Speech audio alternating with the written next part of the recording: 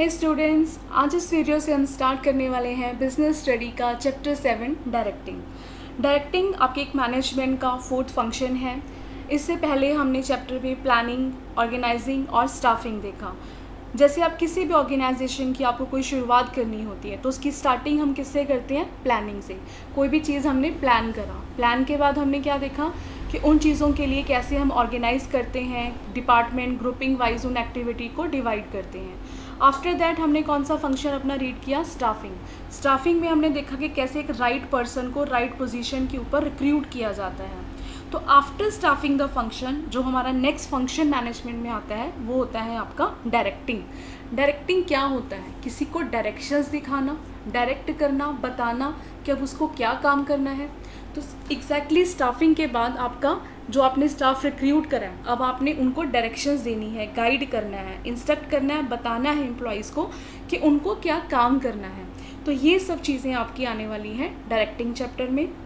तो चलिए आइए डायरेक्टिंग चैप्टर हम स्टार्ट करते हैं। पहले टॉपिक्स देख लेते हैं हम इस चैप्टर में क्या क्या कवर करने वाले हैं। डायरेक्टिंग का आप पूरा कंसेप्ट समझोगे, उसके फीचर्स, इंपॉर्टेंस देखेंगे हम डायरेक्टिंग की, एलिमेंट ऑफ डायरेक्टिंग के डायरेक्टिंग के क्या क्या पार्ट्स हैं। उसके बाद nature of motivation, style of leadership and communication and it's barrier. अगर बात करें कि इस चैप्टर में क्या ज़्यादा इंपॉर्टेंट है, ये चैप्टर लेंथी है बट इम्पॉर्टेंट भी है और इंटरेस्टिंग भी है, तो इसको थोड़ा ध्यान से आप समझिएगा।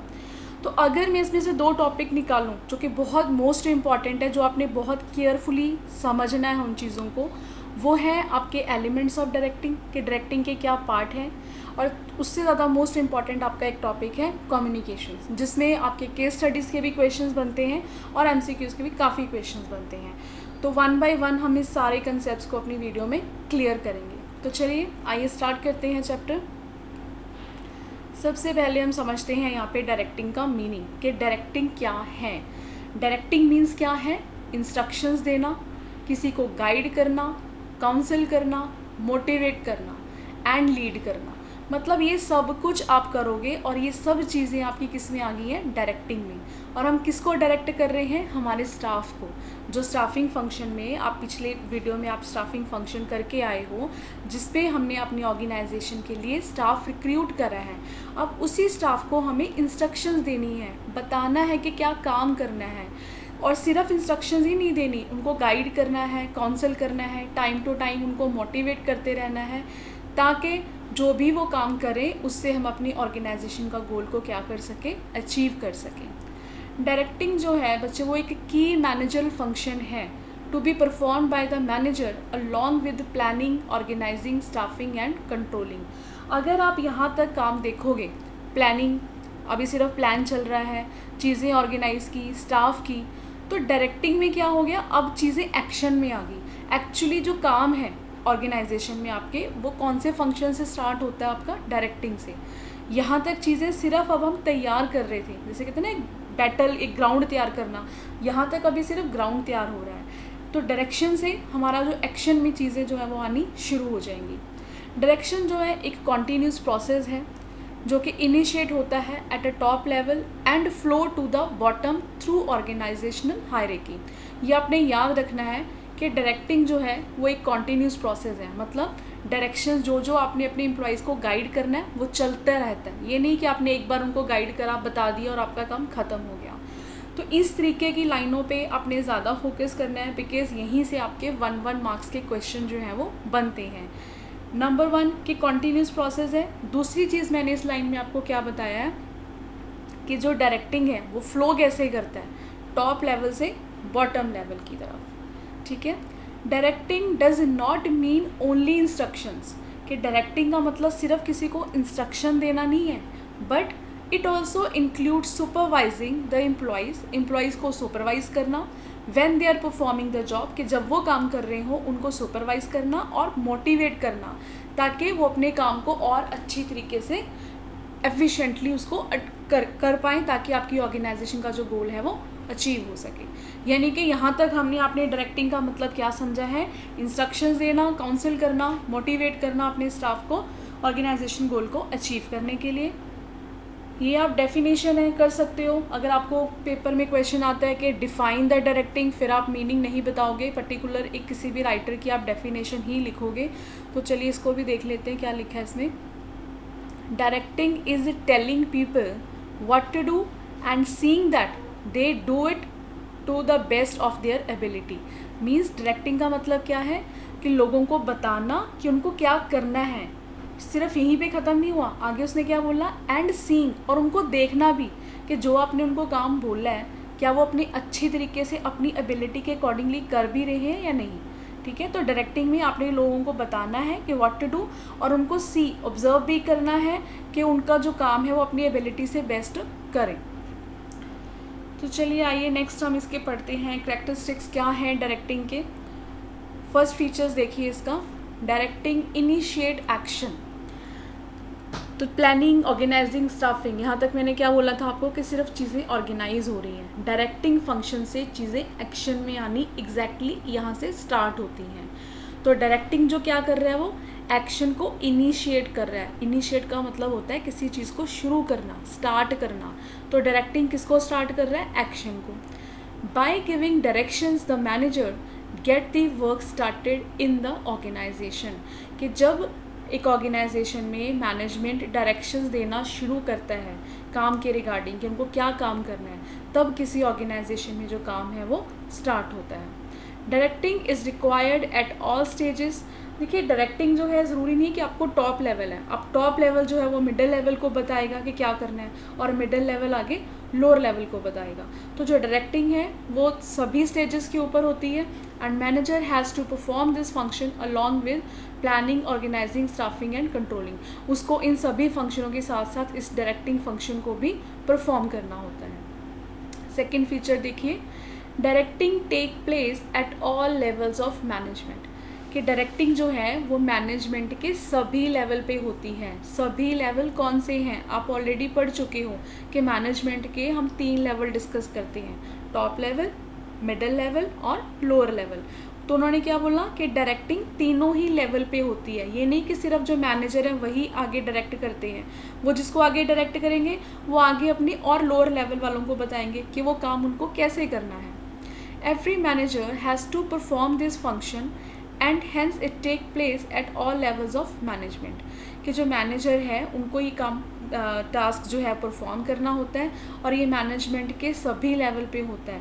और आपको ये पता है कि जो चीज़ हर लेवल के ऊपर परफॉर्म की जाए उस फंक्शन को हम और क्या बोलते हैं, प्रिवेसिव फंक्शन। तो आपको क्वेश्चन ऐसे भी आ सकता है कि directing is a pervasive function, explain. कि डायरेक्टिंग एक प्रिवेसिव फंक्शन क्यों है, क्योंकि वो ऑर्गेनाइजेशन के सभी लेवल के ऊपर परफॉर्म किया जाता है। तो बस आपने सिर्फ एक लेवल में आंसर देना है कि प्रिवेसिव फंक्शन क्यों है, क्योंकि वो मैनेजमेंट के हर लेवल के ऊपर करा जाता है।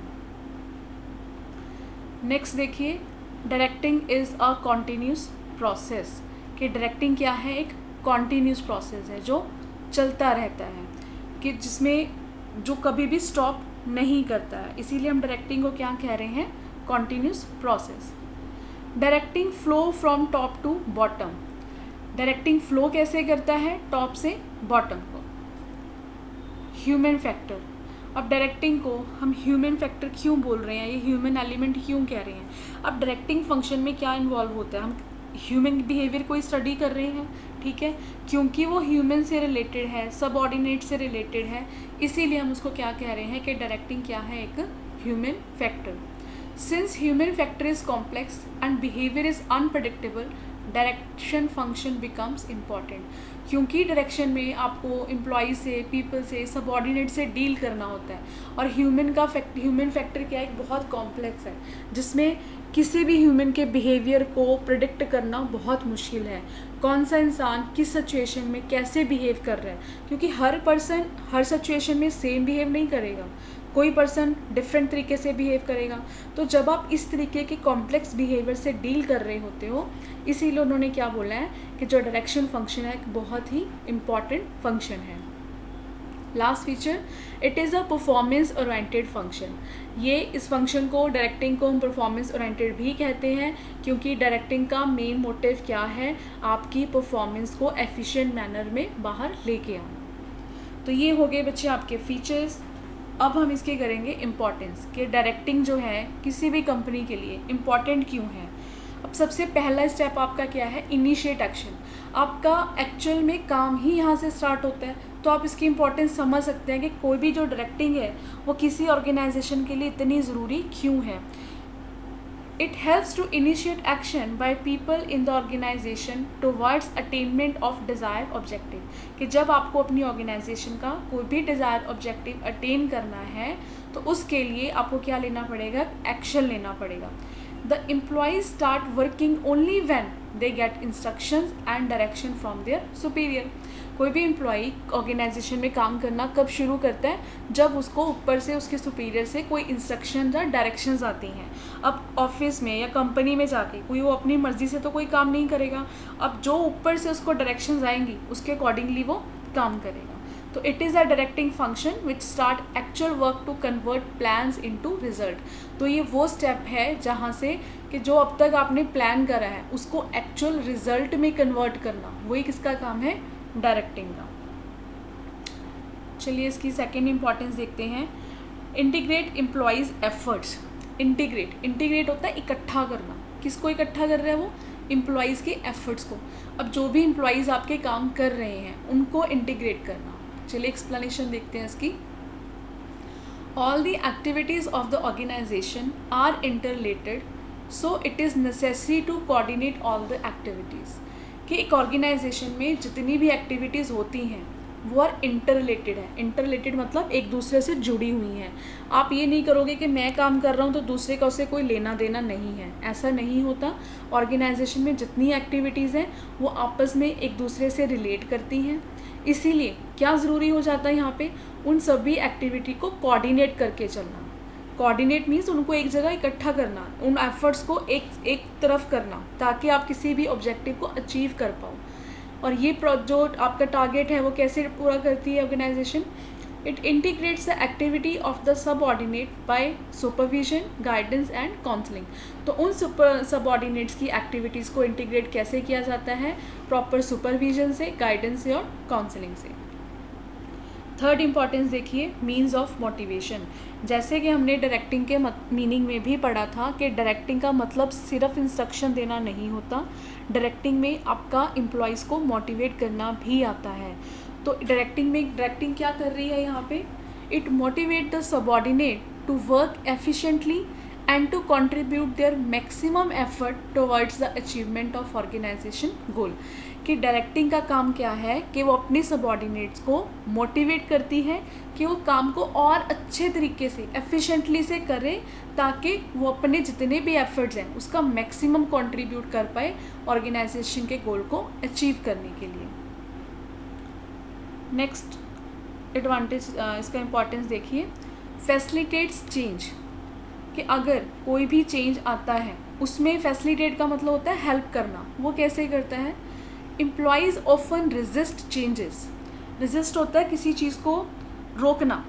अब आपको पता है चेंजेस किसी को पसंद नहीं है। कोई चीज़ हम कहते हैं कि अब आज से ये चीज़ ऐसे नहीं ऐसे करनी है, तो स्टार्टिंग में या किसी को भी बिगनिंग में वो चेंजेस पसंद नहीं है, तो हम लोगों के ह्यूमन का क्या एक टेंडेंसी होता है कि हम उस चीज़ को रोकने की या मना करने की कोशिश करते हैं। अब वो क्यों करते हैं हम लोग, due to fear of adverse effect on their employment and promotion. कि जब कोई चेंजेस आते हैं तो एम्प्लॉयज़ ऑफनली उसको रेजिस्ट करते हैं, क्योंकि उनको डर होता है कि उस चीज़ का उनके एम्प्लॉयमेंट पे या प्रमोशन पे बुरा प्रभाव जो है वो पड़ सकता है। तो इन चीज़ों से बाहर निकलने के लिए हमें कौन हेल्प करता है, directing. Directing facilitate adjustment in the organisation to cope with changes in the environment. के इन्वायरमेंट में जो भी चेंजेस आते हैं, कोप विद चेंजेस का मतलब होता है उन बदलावों के साथ आप मिलजुल के चल सको, आप उसमें एडजस्ट करना सीखो कि अब इन चेंजेस के अकॉर्डिंगली आपको कैसे काम करना है। तो उन चीज़ों में हेल्प आपकी कौन करेगा, डायरेक्टिंग। नेक्स्ट इंपॉर्टेंस देखिए, stability and balance in the organisation. Directing जो है वो ऑर्गेनाइजेशन में एक स्टेबिलिटी और बैलेंस मेंटेन करने का काम करती है।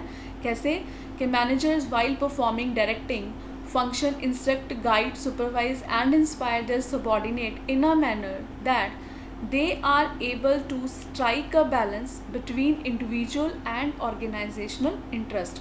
मैनेजर जब ये डायरेक्टिंग का फंक्शन परफॉर्म कर रहा होता है, अब वो फंक्शन में क्या है, ये लिखिए वर्ड जो है आपको बार बार रिपीट होंगे, तो ये आपने अपने माइंड में रखना है कि यहाँ पे डायरेक्टिंग का मतलब हम क्या कह रहे हैं। उस फंक्शन में इंस्ट्रक्शन भी दे रहा है, वो गाइड भी कर रहा है, सुपरवाइज भी कर रहा है और इंस्पायर कर रहा है, उनको मोटिवेट कर रहा है अपने सबॉर्डिनेट को।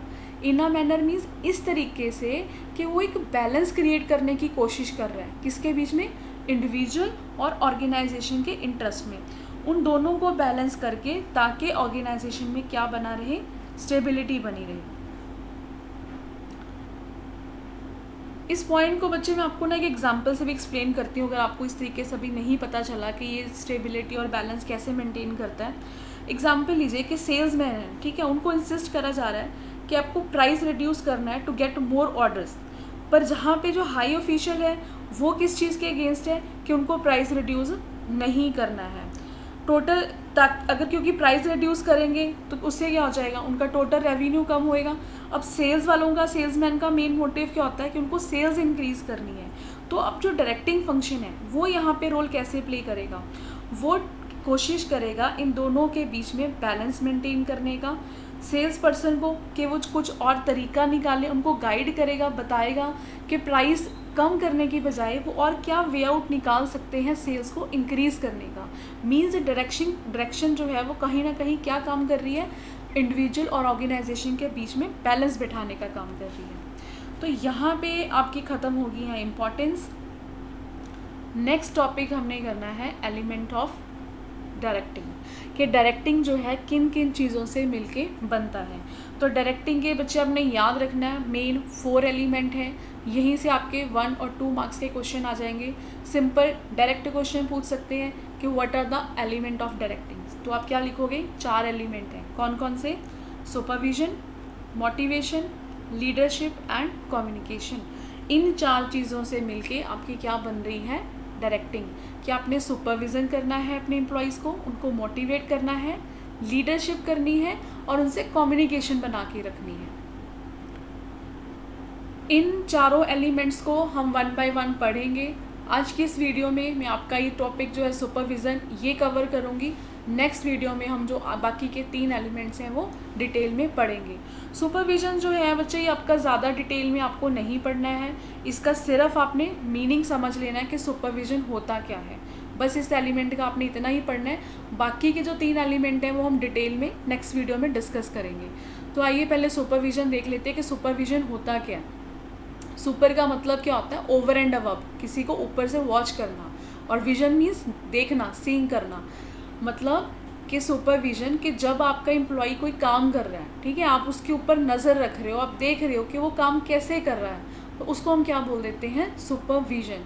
Means instructing, guiding and observing the employees while they are performing jobs in the organisation. कि जब वो काम कर रहा है उनको उनके ऊपर नज़र रखना, ऑब्जर्व करना कि आपका जो एम्प्लॉय है वो क्या कर रहा है, वो आपका सुपरविजन में आएगा।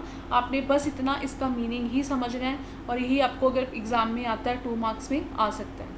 इम्पॉर्टेंस आप इसकी देख लीजिए, अगर इसमें से कोई 1 मार्क्स का क्वेश्चन मुझे नहीं लगता ऐसे बनेगा, पर इम्पॉर्टेंस आप समझ लीजिए।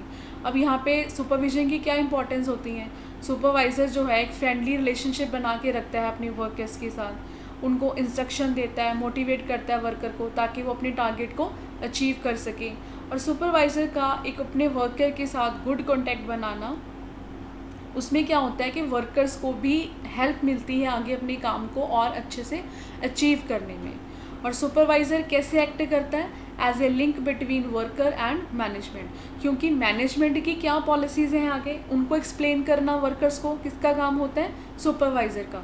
और अगर वर्कर अपने वाइल वर्किंग उनको काम करने के दौरान उनको कोई प्रॉब्लम्स आती हैं तो उन प्रॉब्लम को नोटिस करना मैनेजमेंट के पास, वो भी किसका काम होता है, सुपरवाइज़र का।